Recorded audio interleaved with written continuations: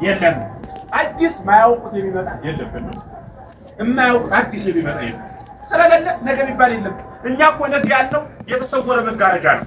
ነገ ማለት ከዚህ ቤት በስተጀርባ ነው። ከዚህ ቤት በስተጀርባ ምን አለ ብትሉኝ ገብቼ ስላየሁት ካልሆነ በቀር ገብቶ ያላየን ሰው ስለያውቅ ምን አለ ብንለው ምንም ሊገምት አይችልም። ነገ ማለትም እንደዛ ነው። ነገ ለኛ ለሰው ልጆች ምን እንደሚመጣ እናውቅ። ዓለም ይጥፋ፣ ዓለም ሰላም ይሁን፣ ምን ይሁን፣ ምን ይፈጠር ነገር እናውቅ።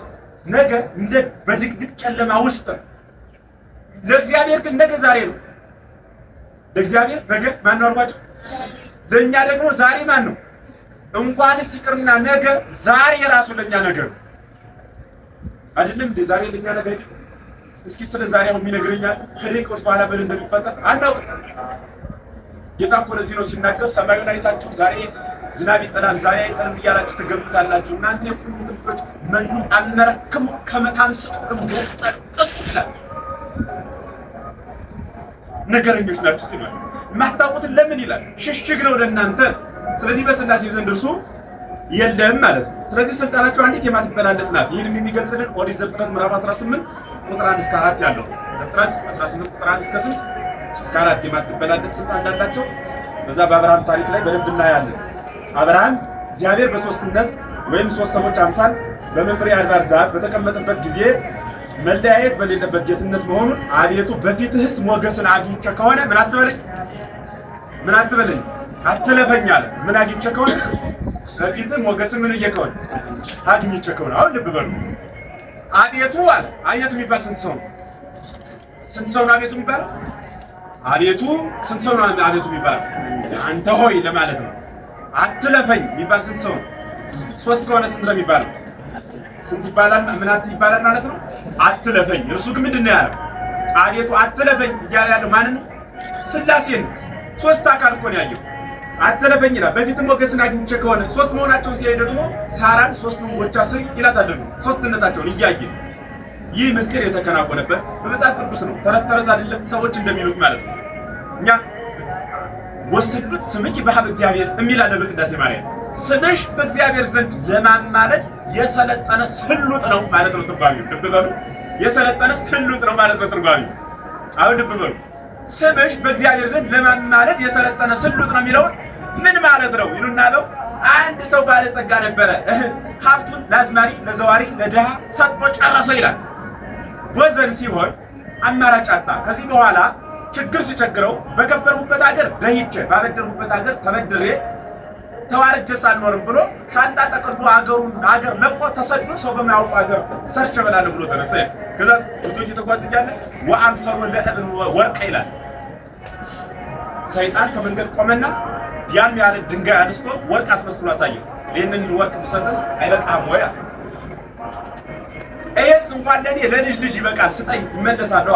ለምን ሀገር ጥለት ሄዳለ ሲለው ሰው መስሎት ችግሩን ዘርዝሮለት ከሆነስ ይህንን ድስት ብሎ ሰጠው። ወርቅ መስሎት በእጁ እንደያዘው ምታት ነው። ሰይጣን ምታት መስራት ይችላል። ከሆነ ጊዜ በኋላ ተመልሶ መጥቶ ቅዱሳንን ሥላሴን አስካደው ጠቅላላ ካደለት። መጨረሻ አንዲት የረሷት ልጅ ድንግልን ካደለች ሲለው እርሷን ጥሎ ጉዞ አይቻልም። ስለዚህ እንዴት አድርጌ እሄዳለሁ? ጉዞ ተራራ ያለ ምርኩዝ ሕይወት ያለ ድንግል በየት እወጣለሁ? አይቻልም። እርሷን ሳልክድም ብሎ ይመልስለታል። በያዘው ድንጋይ ልቡን መጥቶ ጣለው። ሰውየው ሞተ ይላል። ነፍሱ ከስጋው ተለየች። መላእክት መጥተው ይዘዋት ሄዱ። እግዚአብሔር ፊት ቀረበች ለፍርድ። ስትቀርብ ወደ ሲኦል እንድትገባ እግዚአብሔር ወሰነባት። እመቤታችንን ማርሊ ተወልድ የልጅ ሆይ ማርሊ ያለችው ኦሜ ካልብኑ ይትሚያል እናቴ ውሻ ይማራልን? ይህ እኮ እኔን ክዶኛል፣ ጌታውን የማያውቅ ውሻ ነው ብሎ ሰደባት። ማለት ያችን ነፍስ ሰደባት እግዚአብሔር፣ ትክክል አይደለሽም ብሎ። እመቤታችን ቅድስት ድንግል ማርያም ግን ኦ ወልድየ ተዘከር አለች። ልጅ ሆይ አስታውስ፣ ለዘጸዋ ስመኪ ወለዘገበ ተስካረኪ እምህር ለኪ፣ ስምሽን የጠራ ዝክርሽን የዘከረ ይህንን ሁሉ ያደረገ እምርልሻለሁ አላልከኝም ወይ ብላ ጥያቄ አቀረበችለት። በዛ ጊዜ ምን ብሎ ነው የመለሰላት? ምሬልሻለሁ ብሎ ቃል ነገራት። ይህ ቃል ሲነግራት ምትምርልኝ እስከሆነ ነፍሱን ከስጋው አዋህደህ እንደገና አስነሳው አለች። ነፍሱን ከስጋው አዋህዶ ለንስሐ ሕይወት አበቃችሁ በቤታችን ቅድስት ድንግል ማርያም። ይህ ታሪክ ሲተረክ ፕሮቴስታንቶች ምን ይላሉ እንደምታውቁት? የኦርቶዶክስ ምንድን ነው ተረት ይላሉ። ምንድን ነው ያሉት? ምን አላልኳት? የኦርቶዶክስ ተረት። ለምን ሲባል ነፍስ ከሞተ በኋላ ሰው መጥቶ ነፍሱ ከስጋው ተዋህዶ ከሰማይ መጥቶ እንደገና ሰው ሆነ የሚባል አናምንም ይላል ሲሉ አሰቡ። መጽሐፍ ቅዱስ ግን ይላል አይልም? አልዓዛር ሙቶ በ4 ቀኑ ነፍሱን ከስጋው ተዋህዶ ወይ ነው የአልዓዛር ነፍስ እዛ መቃብር ዙሪያ ሲጠብቅ ኖራል። የዚህ ሰውዬ ነፍስና የአልዓዛር ነፍስ ልዩነቱ ምንድነው? ይህ ሰውዬ ሞተ ነፍሱ ሄደች ነው የሚለው። የአልዓዛርም ነፍስ የቆየችው በመካነ ነፍሳት ነው። መካነ ነፍሳት ማለት የነፍሳት ቦታ ማለት በዚያ ነው የቆየችው ይላል። መጽሐፍ ቅዱሳዊ ነው ማስረጃ። ቤተክርስቲያን ያለ መጽሐፍ ቅዱስ ማስረጃ በፍጹም አንድ ቃል አትናገርም ማለት። ልዩነቱ ምንድነው ካላችሁ የአልዓዛር ታሪክ በምድር ነው የተጻፈ፣ ስለ ነፍስ አይደለም የተጻፈ። አልዓዛር ሞተ፣ ቀጥሎ ምን አለ ያለ ተነሳ። ይህ ስጋውን ነው እያየን ኧረ ሞተ አለው። ከዛ ደግሞ ምን አለው? ኧረ ተነሳ ነው ስጋውን። ያኛው ሰውዬስ ምኑ ነው እየተጻፈ ያለው? ነፍሱ ነው። ስጋውን ረስተነዋል። ተዋህዶ ሲነሳ ነው ያየነው እንጂ ይህ ሰውዬ ሙቶ ሄዶ በነፍሱ የቆመው ጥያቄ ነው ያወራል። ከመጽሐፍ ቅዱስ የተለየበት ይሄኛው በነፍስ ጽፏል፣ ያኛው ደግሞ በምን ጽፏል? በስጋ በግዘፈ ስጋ ክርስቶስ ያስነሳውን ይጽፋል ማለት ነው። ስለዚህ ምን ማለት ነው? ጌትነትን የምንገልጽበት ነው ማለት ነው። በዮሐንስ ወንጌል በእኔ መኑ በአባቴ ምን በሉ፣ በእኔ መኑ በአባቴ ምን በሉ እመኑ ማለት ምን ማለት ነው? በማለት መለያየትና በአንዲት እምነት ልንገዛ እንደሚገባ ወይም አንዲት መልክና እንዳላቸው ማን ተናግሯል? ጌታችን መድኃኒታችን ኢየሱስ ክርስቶስ ተናግሯል። በእኔ እመኑ አለና በማን እመኑ አለ? በአባቴ ደግሞ ምን በሉ እመኑ። አሁን እኔ አንድ አምላክ ለግሌ አባቴ ደግሞ ሁለት አምላክ ብላችሁ አምልኩ ነው ያለን እንዴ? ነው ያለን። በእኔ እመኑ አለና ቀጥሎ ደግሞ ምን አለ? በአባቴ እመኑ ማለት ምን ማለት ነው? የእኔ መልክና ወይም መለኮት ከባህሪ አባቴ ከአብ የተለየ አይደለም፣ አንዲት ናት ነው። አነ ወአብ አለ ደግሞ ዮሐንስ 10:30 አሐዱ ንሕነ እኔና አብ ስንት ነን አለ? ስንት ነን አለ? አንድ ነን ያለ በምኑ? በአካሉ እንዳንል ራሱ እሱ ወደ አካሉ ኑሮ እያየነው ነው። አይ አብን በሶስት እየተናገረ ነው እንዳንል እኔና አባቴ ይላል። መሀል ላይ እናን አስገብቶ የአካል ልዩነት እንዳለ ሲናገር አባቴና እኔ ይላል። የምን ልዩነት እንዳለ ሲነግረን አባቴና እኔ፣ ልብሴና እኔ እንላለን። የምን ልዩነት አለ? የአካል ልብስ የራሱ አካል አለው፣ እኔ የራሴ አካል አለ። የአካል ልዩነት ስላለ ልብስና እኔ እንላለን። መዋሃድ ደግሞ አንድ ላይ መሆን ደግሞ ስለምንችል ልብሴ ከኔ ጋር ሲዋሃድ ደግሞ ምን እንለዋለን ማለት ነው? እኔ ተብዬ እጠራለሁ ማለት ነው። ልብሱና ሰውየው ይባላል። የሆነ ሰው አልፎ ሲል የሆነ ልብሱና ሰውየው አልፎ እየለለ ይባላል ትላላችሁ እንዴ? አትሉም። ልብሴ ከኔ ከተለየ ግን ምን ትላላችሁ? ያበበ ልብስ እንላለን። ወርቆ ብናገኝም የማን ነው ይሄ ልብስ ቢባል የገሌ ልብስ እኮ ነው እንላለን ማለት ነው። አያችሁ? ልክ እንደዚህ ሁሉ ወልድን እያየነው ነው በአካል እኔና አብ አንድ ነን አለ እና ብሎ የተለየ አካል አብ እንዳለው ነገረን። ከዛ ደግሞ አይ ስለዚህ አብ የተለየ አካል ካለው ብለን ደግሞ እኛ በመለኮት ይለያያሉ እንዳንል ደግሞ ምን አለብን ደግሞ አነ ወአብ አሐዱ ንሕነ እኔና አብ ስንት ነን አለ? አንድ ነን አለ። ከዛ ቀጠልና ደግሞ ራሱ ከራሱ አንቅቶ ይሰራል እንዳንለው ደግሞ እኔ ከራሴ ምንም አልሰራም የምነግራችሁ ሁሉ ከማን ነው አለ? ከባህሪ አባቴ ከአብ ነው አለ። አሁን አብ የሚበልጠው ሆኖ ነው አይደለም። እና ከአብ ነው ያለ ምንድን ነው? አብ ምንድን ነው? ልብ ነው። እስኪ ልብ ያላሰበውን ቃል ይናገራል ወይ? ስለዚህ እኔ ማስበው በማን ልብ ነው አለ? አብ ራሱ የሚናገረው በማን ቃል ነው አለ? በወልድ ቃልነት። ስለዚህ እኔ በእርሱ እናገራለሁ። የምስጢር የተነገረበት ነው ማለት ነው። በሌላ በኩል ደግሞ ምንድን ነው ማለት ነው? መለያየትና በአንዲት እምነት ልንገዛ እንደሚገባ የሚያስረዳ ነው። በሌላም ስፍራ አብ ወልድ መንፈስ ቅዱስ ከቶ አብን ወልድን ከመንፈስ ቅዱስ ለይቶ ማየት ከቶ የማይቻል መሆኑን ደግሞ በዮሐንስ ወንጌል ምዕራፍ 18 ላይ ይናገራል። እንደገና ደግሞ ዮሐንስ ወንጌል ምዕራፍ 5 ቁጥር 24 ላይ ይናገራል። በኢሳይያስም ይናገራል ማለት ነው። እስራኤላውያን ከምድረ ግብፅ ከምርኮ ነፃ ወጥተው ሲጓዙ እግዚአብሔር በማመንና ሊገዙለት በሚገባቸው መጠን እንደተጓዙ በሚገልጽበት ደግሞ አንድ እግዚአብሔር አለ ብሎ ይናገራል። መጽሐፍ ቅዱስ ስለ አንድነቱ ይናገራል፣ ስለ ሶስትነቱ ይናገራል። ስለ ሶስትነቱ ሲናገር ሂዱ የመጽሐፍ ቅዱስ ትልቁ የሥላሴ ሶስትነት የሚያስረዳ ትልቅ ምስጢር ያለ ቃላችሁ ጌታችን ኢየሱስ ክርስቶስ ሲደመድም የትኛውም ትምህርት ሲያስተምር ከቆየ በኋላ ስለ ሃይማኖት ሲናገር ምንድን ነው ያለው? ሂዱና በማን አለ? በአብ በወልድ በመንፈስ ቅዱስ ስም እያጠመቃችኋቸው ምን ያደርጓቸዋል? ስታጠምቁ በአንዲት መለኮት አንድ በምንሆንበት የሶስት አካላትን ስም ጠርታችሁ ከዛ ደግሞ አንድ አምላክ መሆናችንን አሳውቃችሁ ምን ብሏቸው አጥምቋቸው ብሎ ባለቤቱ ተናግሯል ማለት ነው። እንግዲህ ምስጢረ ሥላሴ በምሳሌ ሲገለጽ የሚለውን አይተን ትምህርቱን ተቀድላለን። የምስጢረ ሥላሴ ትምህርት ወይም ምሳሌ እንዴት ይገለጻል ለሚለው ምስጢረ ሥላሴን ጠልቆ ማወቅ አይቻልም። ነገር ግን እግዚአብሔር በፈቃዱ ለሰው ልጆች የገለጻት የምታከትል እንጂ እሷን መረዳት እሷን በደንብ መረዳት ይጠይቃል። በተቻለ አቅም ማለት ነው። ስለዚህ ምን ማለት ነው? በነፍስ መስለን እንናገር ሥላሴ። ልብ በሉ፣ የተገለበጠ ምሳሌ ነው ሰጣችሁ። በዛው ላይ ደግሞ ምሳሌ ዘያጽጽ ፈርስቶላችሁ በደንብ በሉ በደንብ ምሳሌ ምን ማለት ነው? ተጓሚ ሙሉ ያልሆነ ምሳሌ በሉ እስኪ። በቃ አሁን የሆነች ወለተ ማርያም ወለተ ጽጌ ትመስላለች ቢባል ወለተ ማርያም እና ወለተ ጽጌ የአንድ ሳንቲም ሁለት ገጽታ ሊሆኑ ይችላሉ። ምንም ልዩነት የሌለው ይሆናሉ ወይ? ተመሳሳይ መልክ ሊኖራቸው ይችላል? አይችልም። የሆነ ነገራቸው ይመሳሰላል፣ የሆነ ነገራቸው ደግሞ ምን ይላል? አይመሳሰልም። አሁን ነፍስ በነፍስ ነው ማስረዳት። ነፍስ በአካሏ ከሶስት የማትከፈል አንዲት ስትሆን በአንድ ባህሪ ሶስት ከዊን አላት። ይኸውም ነባቢነት፣ ልባዊነት፣ ሕያውነት ነው። ማናት እርሱ አልኳቸው? ነፍስ አካሏ ስንት ነው? አንድ አካል ኑሯት ግን ስንት ከዊን አላት? ሶስቱ ከዊን ምን ይባላል?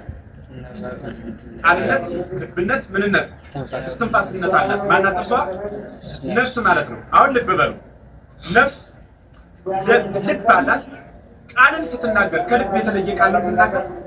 እስትንፋስ ስትተነፍስ ከልብ የተለየ እስትንፋስ ነው የምትተነፍሰው? አትተነፍስም። አሁን ልብ በሉ። ነፍስ እንዲህ ከሆነች አሁን ይችን ነፍስ ስንት ነው አካሏ? ሶስት ከዊን ስላላት ሶስት ነፍስ እንላታለን። ከዊኗ ስንት ነው? ሶስት። አካሏ ስንት ነው? አንድ ማለት ነው። ሥላሴም አካላቸው ሶስት ሲሆን ምልክናቸው ስንት ነው? ይሰራው ተገላብጦ ነው። የሥላሴ አካል አንድ ሆኖ በመለኮት ስንት ናቸው? ሶስት ናቸው። የነፍስ ደግሞ አካሏ አንድ ሆኖ ከዊኗ ስንት ነው? የሥላሴ ደግሞ ከዊናቸው ሶስት ሆኖ መለኮታቸው ስንት ነው? አንድ ነው። የሥላሴ አካላቸው ሶስት ሆኖ መለኮታቸው ስንት ነው? ተመልከቱ። የነፍስ አካሏ ስንት ነው? የሥላሴ አካል ስንት ነው? አያችሁ፣ የተገላበጠ ነው። የነፍስ ሶስቱ ከዊን በአካል ውስጥ አይጠቀለልም ማለት ተከፍሎ ይገባል። ሶስት አካላት ተብሎ ሊጠሩ አይችሉም ማለት ነው። ከዊንን ስንሰጥ ለሥላሴም ስንሰጥ ምን እንላለን ማለት ነው? ለሥላሴ ስንሰጥ ምን እንላለን? ከዊነ ቃል፣ ከዊነ ልብ እና ከዊነ እስትንፋስ በምንናገርበት ጊዜ ነፍስ እንናገራለን ማለት ነው። አሁን ነፍስ ነባቢነት፣ ልባዊነት፣ ሕያውነት ስላላት ሶስት ነፍስ እንደማንላት ሁሉ ሶስት አካል ስላላቸው ሥላሴ ሶስት መለኮት አንልም ማለት ነው። ስንት መለኮት እንላለን? ማለት ነው? አንድ መለኮት እንላለን። ለምን? ከዊነ ቃልነትን ያለቀቀ አማናዊ ምስጢር ስለሆነ። በሌላ በኩል እሳት አለ። ነፍስን ከጨረስን ምን ማለት ነው? በሌላ በኩል ነፍስ በአካሏ ከሶስት የማትከፈል አንዲት ስትሆን በአንድ ባህሪ ሶስት ከዊን ያላት ይኸውም ከዊነ ልብ፣ ከዊነ ቃልና ከዊነ ምንድን እስትንፋስ በባህሪዋ ሶስት ከዊን ያላት መሆኑ አካሏን ከሶስት ምን አይላትም? አይከፍላትም። እንደዚሁ የሥላሴ ከዊን መለኮት ባህሪ ከሶስት አይከፍልም። ስለዚህ ነፍስ አንዲት ብትባል እንጂ ለሶስት እንደማትባል አብ፣ ወልድ፣ መንፈስ ቅዱስ አንድ አምላክ ይባላሉ እንጂ ሶስት አማልክት አይባሉም። እግዚአብሔር ሰውን በመልኩ በምሳሌው ፈጠረው አይባልም። እግዚአብሔር ሰውን በመልኩ በምሳሌው ፈጠረው አይባሉም። አያችሁ፣ ይህ ምስጢር ገብቷችኋል? ይንባል ገጸ ንባብ እግዚአብሔር ልብ በሉ፣ ከቃሉ ጋር ተከታተሉ በደንብ። እግዚአብሔር ሰውን በመልኩ በምሳሌው ፈጠረው አይባልም። ይባላል አይባልም? አቤት።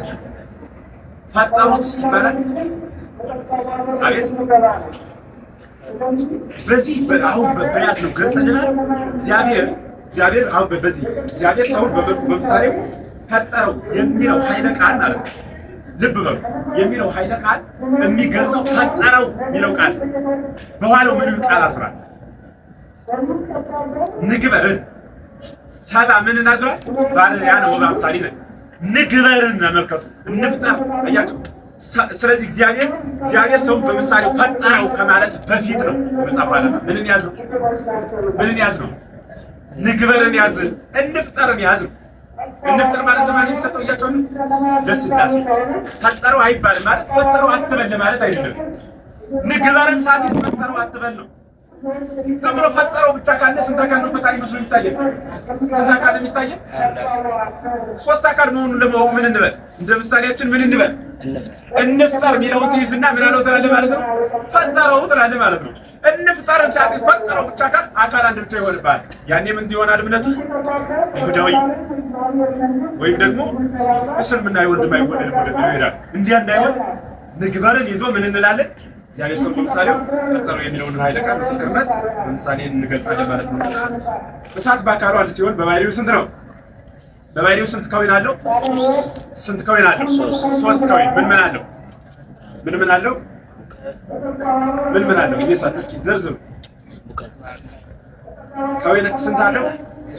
ይኸውም ነበልባል፣ ብርሃን፣ ዋይ በሉ እስኪ። ነበልባል በሉ፣ ብርሃን፣ ዋይ አለው። የእሳት አካሉ ስንት ነው? ሶስቱ አካል ውስጥ ስንት ከዊን አለው? ምን ምን ነው ሶስቱ ከዊን? ነበልባል፣ ብርሃንና ዋይ ማለት። ዋይ ማለት ማቃጠል፣ እሳት ያቃጥላል፣ ያቃጥላል።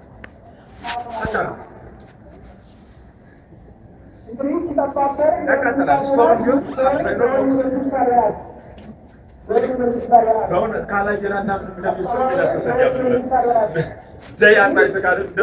ቶማስ ካላየው እሳት ቸክ ማድረግ ይቻላል። ያኛው እሳት ነቅቶ እጁን አኮማተርም የማይዘጋ እሳት ዳስ ማለት ነው። ስለዚህ ነበልባል ማለት ማለት ነበልባል ማለት እሳቱ ውስጥ የሚጎረደው የሚወጣው። እሺ ከዛ በዛ ውስጥ ምን አለው ብለናል? ዋይ አለው ምናለው ያቃጥላል። ከዛ ደግሞ ምን አለው? ብርሃን አለው።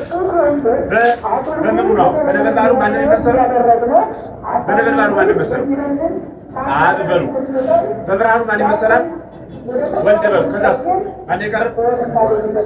በዋዩ ማን ይመሰላል? መንፈስ ቅዱስ ይመሰላል።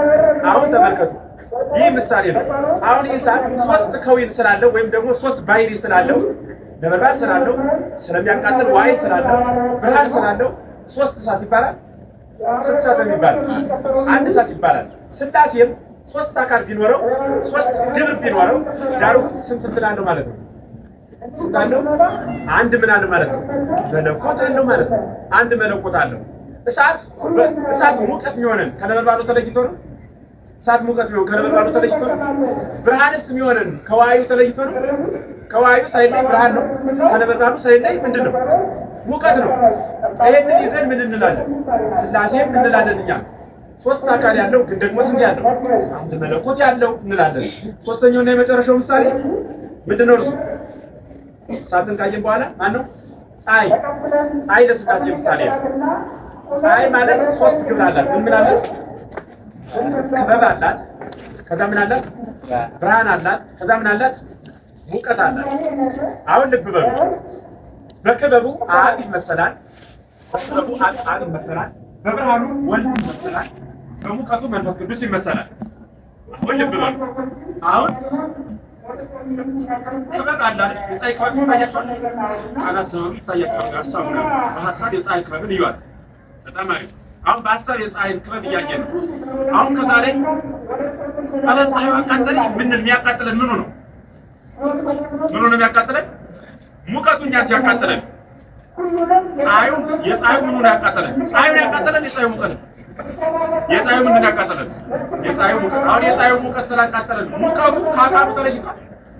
ከፀሐዩ ተለይቷል እንዴ? በጣም ጥሩ። የምናየው ሁሉ እኔ እናንተ ማያችሁ እናንተን የምታዩ በፀሐይ ምንድን ነው? በፀሐይ ምንድን ነው? በፀሐይ ብርሃን። አሁን እናንተን የማየው በፀሐይ ብርሃን ከሆነ የፀሐይ ብርሃኗ ከአካሏ ሳይለይ ለዓለም ያበራል አይደል? ብርሃነ ፀሐይ ከአካል ሳይለይ ለዓለም የሚያበራ ከሆነ ልብ በሉ። ብርሃነ ፀሐይ ከአካል ሳይለይ ለዓለም የሚያበራ ከሆነ ከባህሪ አባቱ ከአብ ሳይለይ ወልደ እግዚአብሔር ኢየሱስ ክርስቶስ ለዓለም ምን አለ? አበራ። ከፀሐይ የመጣው ብርሃን ዓለምን ሲያበራ ከፀሐይ እንዳልተለየ ከባህሪ አባቱ ከአብ የመጣው እግዚአብሔር ወልድ ዓለምን ሲያበራ ከባህሪ አባቱ ከአብ ምን አላለም? አልተለየም። ፍጡር በፍጡርነቱ ፍጡር ሆኖ ከፀሐይ ጋር ያለው ሙቀት መጥቶ ሰውን ሲያመቅ ከፀሐይ እንዳልተለየ ሁሉ ፈጣሪ የማይለይ ከሆነ ፈጣሪ ከባህሪ አባቱ ከአብ ሳይለይ ምን አለ ማለት ነው? መጥቶ በጨለማ ውስጥ ላለ ነው ምን አለ? አበራልን ማለት በዚህ ምሳሌ ይገለጻል። ስለዚህ ይህንን ይዞ አባቶቻችን ማስረጃ ሲናገሩ ምን ይላሉ ማለት ነው? ምን ይላሉ የአባቶቻችን ማስረጃ? አባ ሕርያቆስ ይህንን የጌታችን የመድኃኒታችን የኢየሱስ ክርስቶስ ቃል ተከትሎ አብ እሳት፣ ወልድ እሳት፣ መንፈስ ቅዱስ ምንድን ነው ይላል? እሳት እያለ በቅዳሴ ማርያም በልልና ያለ አንድ የሕይወት እሳት እያለ ይናገራል ማለት ነው። እዛ የሚቀጥልና ደግሞ ፀሐይ አካሉ አንድ ነው፣ ነገር ግን ሶስት ሁኔታዎች አሉት። ይኸውም ክበብ፣ ብርሃን፣ ፀሐይ፣ ሙቀት ናቸው። በክበቡ አብ በብርሃኑ ወልድ በሙቀቱ ደግሞ መንፈስ ቅዱስ ይመሰላሉ። ክበብ በክበብነቱ ተገኝቶ ዓለምን ያበራል፣ ጨለማንም ይገባል። ሙቀትም በክበብ መሰረትነት በክበብ ተገኝቶ ቅዝቃዜን ያስለቅቃል፣ እርጥብን ያደርቃል። አንድ ፀሐይ ሲባል እንጂ ሶስት ፀሐይ እንደማይባል ሁሉ ሥላሴንም አንድ መለኮት እንላለን እንጂ ሶስት አካል ስላለው ሶስት መለኮት አንልም አይባልም ማለት ነው። ይህንን ይዞ ኢሳይያስ፣ ሚልክያስ በመንፈስ ቅዱስ ያዩት የፀሐይን ምሳሌነት ጌታችን መድኃኒታችን ኢየሱስ ክርስቶስ አባቴ ፀሐይ ነው እኔም ምንድን ነው ያለ? ፀሐይ ብርሃኑ አባቴ ፀሐይ ነው እኔም ብርሃኑ ነኝ፣ መንፈስ ቅዱስም ሙቀት ነው ብሎ በመጽሐፈ ቀለሚንጦስ ተናግረዋል ማለት ነው። ኢሳይያስም ምዕራፍ 60 ቁጥር 20 ላይ ያለውን ቃል ሲተረጉም ማለት ነው። ይህንን የጌታችን የመድኃኒታችን ኢየሱስ ክርስቶስ ቃል ተከትሎ አባ ሕርያቆስ ፀሐይ፣ ወልድ፣ ፀሐይ፣ መንፈስ ቅዱስ ፀሐይ ነው ከሁሉም በላይ ያለ አንድ የእውነተኛ ፀሐይ ነው ብሏል ማለት ነው። እንግዲህ ከላይ እንደተመለከትነው አንዲት ነፍስ፣ አንዲት ፀሐይ፣ አንድ እሳት ይባላሉ እንጂ ሶስት እንደማይባሉ ሥላሴን በአካል በስም በግብር ሶስት ቢባል እንጂ በባሕርይ በሕልውና በፈቃድ በመለኮት አንድ ናቸው እንጂ ሶስት ምን አይባሉም። ስለዚህም ሰው በሚረዳው መጠን ለመግለጽ ለማስረዳት ያህል እንጂ ከፍጡራን ወገን ለሥላሴ በቂ የተሟላ የሚሆን ምሳሌ ከቶ የለም። የተመሰለው ቢመሰል ጎደሎ ምሳሌ ይባላል። ቅድም ያልኳችሁ ምሳሌ ዘያጽጽ ያልኳችሁ በግዕዝ ነው። እዚህ ላይ ደግሞ ምን አመጣው? ጎደሎ ምሳሌ ይባላል። የምስጢረ ሥላሴን ነገር ከረጅሙ ባጭሩ ብዙ በጥቂቱ ከምሉ በከፊሉ ለመረዳት የነፍስና የፀሐይ ምሳሌነት ከላይ በተጠቀሰው መሰረትነት ሕሊናን መወሰን ይገባል። ምንን መወሰን ይገባል አልኳችሁ? ሕሊና ከዚህ በኋላ ምን ሊሆን ይችላል ብሎ መመርመር አይገባም፣ ያሰጥማል። ከዚህ በኋላ ይሄ ነው የሥላሴ መረዳት ብሎ የሥላሴን መረዳት ይዞ ያን ሕይወትነትን መቀጠል ተገቢ ነው ማለት ነው። ይኸው መለኮት ይህንን ያህላል ይህንን ይመስላል ሊባል አይቻልም፣ ብቁ ምሳሌ የለውምና። ማነው እንዲያሚለን? ኢሳይያስ ምዕራፍ 40 ቁጥር 18 ላይ ኢሳይያስ ሥላሴ ይህን ያህላል ይህን የሚመስላት ተብሎ ሥላሴ አይልም ኢሳይያስ። ሥላሴ የሚል እንዳትፈልጉ፣ እግዚአብሔር ራሱ ምን አይልም? ይህን ያህላል ይህን ይመስላል ተብሎ ሊገለጽ አይችልም ማለት ነው። ሁለተኛ ለመለኮት እንደ ፀሐይ እንደ ጨረቃ የተወሰነ ክበብ የለውም። እንደ ፀሐይ እንደ ጨረቃ የተወሰነ ክበብ የለውም። ለምሳሌ ለእኔ አሁን ቀኝ አለ ግራ አለኝ። ለምን ካላችሁ ውስን ነኝ። ሥላሴ ግን ቀኝና ግራ የለውም። ለምን ካላችሁ ከሱ በኋላ ማን ሊኖር? አሁን ለሥላሴ ቀኝና ግራ አለው ብንል ከሱ በኋላ ማን ሊኖር ነው? አሁን ለሥላሴ ቀኝ ነው ብንለው ምኑ ነው ለሥላሴ ቀኝ የሆነው? ምኑ ነው ቀኝ? ለሥላሴ ቀኝ አለው ብንል ምኑ ነው ቀኝ የሆነው?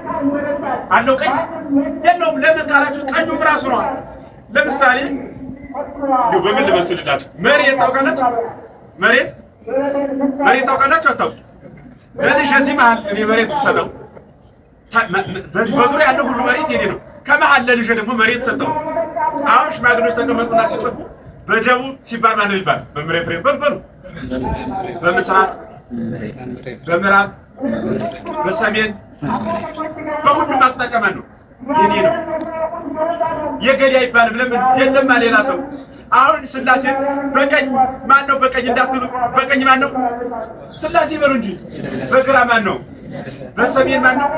በደቡብ ማን ነው? በምዕራብ ማን ነው? በምስራቅ ማን ነው? ሥላሴ የሌለበት ስለሌለ በሁሉ ሥላሴ። ስለዚህ ቀኝና ግራ ላይና ታች የለውም። በሁሉ የሆነ ቦታ የሌለበት ሰፈር የለም። የሆነ ሥላሴ የሌለበት ስፔስ የለም። የትም ቦታ ምንም አይነት ቦታ ጸጉራችሁ ብታደቁት ብትሰነጥቁት እዛ ውስጥ ሥላሴ ያለ ረቂቃን የሚባለው ቦታ ላይ ሥላሴ ያለ የሚኖረው በምላት ነው።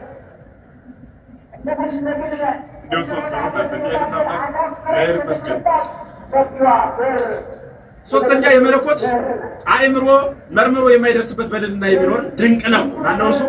መለኮት። ማነው እንዲያሚለን? መዝሙረ ዳዊት 112 ላይ ለመለኮት ላይና ታች ቀኝና ግራ የለውም፣ በዓለሙም ሁሉ ምሉ ነውና፣ ለመለኮት ግዛት የተወሰነ ቦታ የለውም፣ ሁሉንም ይገዛልና። ለመለኮት ከላይ ጠፈር ከታች መሰረት የለውም፣ ጠፈሩም እርሱ መሰረቱም እርሱ ነውና። መለኮት ከምድር የወደቀውን ለማንሳት ማጎንበስ የለበትም፣ ሁሉ በደጁ ሁሉ በእርሱ የመላ ነውና። እኛ ዝቅ ምንል ከመሬት ለማንሳት ነው። ብዙ በመሬትም አለ፣ ወደ ላይ እንዳይቃና በሰማይ አለ። የሌለበት የለም፣ የሌለበት ስለሌለ ጥያቄ ጠይቃቸው ካለ ጥያቄ ምንድን ነው? ሥላሴ እግዚአብሔር የማይችለውን ድንጋይ መፍጠር ይችላል? ይችላል አይችልም? እግዚአብሔር ጥያቄው ገብቷችኋል?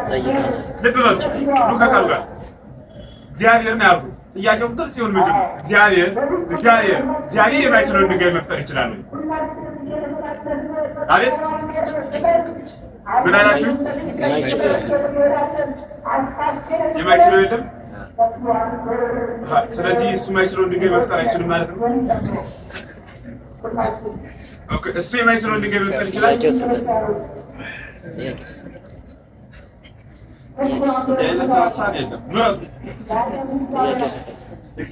እግዚአብሔር የማይችለውን ድንጋይ መፍጠር ይችላል ወይ?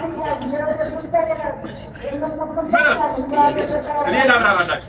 እግዚአብሔር የማይችለውን ድንጋይ መፍጠር ይችላል ካላችሁኝ፣ ስለዚህ እሱ የማይችለው ድንጋይ አለ ማለት ነው ራሱ ፈጥሮት። አይችልም ካላችሁኝ፣ ስለዚህ እሱ የማይችለውን ድንጋይ መፍጠር አይችልም ማለት ነው።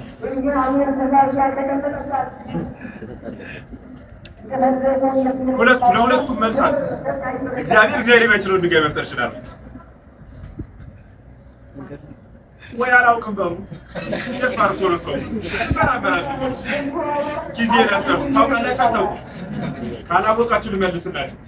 መልሱ የት ላይ ያኖረዋል ነው። የት ላይ የሚያኖረው? እግዚአብሔር የማይችለውን ድንጋይ ይፈጥራል እንበልና የት ላይ ነው የሚያኖረው? የት ላይ ይነግረኝ ማን ነው? ለዚህ መልስ በሳይንስም በሉት በእውቀትም በሉት በምንም አይነት ተመራመሩት። እግዚአብሔር የማይችለውን ድንጋይ ይፈጥራል ቢባል እሺ ይፍጠር፣ ግን የት ላይ ነው የሚያኖረው ብላችሁ ጠይቁ። ለምሳሌ እኔ የማልችለውን ብረት መስራት እችላለሁ። የት ላይ ያኖረዋለሁ? ግን የት ላይ ያኖረዋለሁ? መሬት ላይ በሉ። እግዚአብሔር የማይችለውን ድንጋይ ፈጥሮ የት ላይ ነው የሚያኖረው? የት ላይ ነው የሚያኖረው? የሆነ ቦታ እንዳትሉኝ፣ እዛ ቦታ እሱ የለም ማለት ነው። ከዓለም ውጭ ያኖረዋል እንዳትሉኝ፣ ከዓለም ውጭ እግዚአብሔር የለም። እግዚአብሔር በዓለም የተወሰነ ነው። ከሰማይ እንዳትሉኝ፣ በሰማይ የለም ወይ? ከምድር እንዳትሉኝ፣ በምድር የለም ወይ? በርባሮስ ውስጥ እንዳትሉኝ፣ በርባሮስ የለም ወይ? ገሃነም እንዳትሉኝ፣ ገሃነም የለም ወይ? መንግስተ ሰማያት እንዳትሉኝ፣ እዛ የለም ወይ? የሌለበት ስለሌለ የሌለበት በሌለበት የሚሸከመውን ድንጋይ ፈጥሮ የሚያኖረው የት ላይ ነው?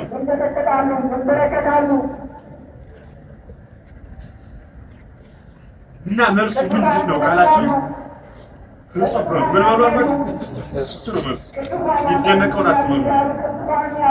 ስለዚህ መለኮት የወደቀውን ማንሳት ማጎንበስ የሌለበት ነው። ሰባተኛ መለኮት ላይን እንደሚመች ተወስኖ ይታይ ወይም ደግሞ ይታይ ዘንድ ከፊት ደረት ከኋላ ጀርባ የለውም።